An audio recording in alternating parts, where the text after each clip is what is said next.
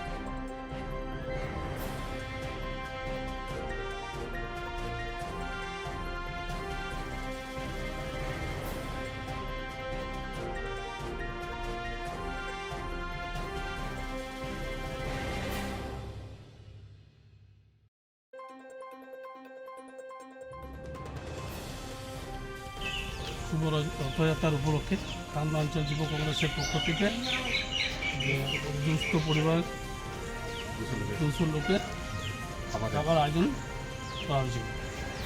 এটা কোথায় কোথায় বিতরণ করলেন? এটা বিতরণ হলো আমাদের খামরা হেলথ সেন্টার, স্বাস্থ্যকেন্দ্র আর ওগরা স্টেশন। এটা মানুষকে কি বার্তা দিবেন? এটা মানুষকে আজকে দিনে রথযাত্রা, আজকে রথযাত্রার উপলক্ষে আমরা এটাই রথযাত্রা সবাই ভালো লাগে কাটুক, এটাই আমরা আপনার পরিচয়? খামরা অঞ্চল কনভেনার কার্তিক দত্ত।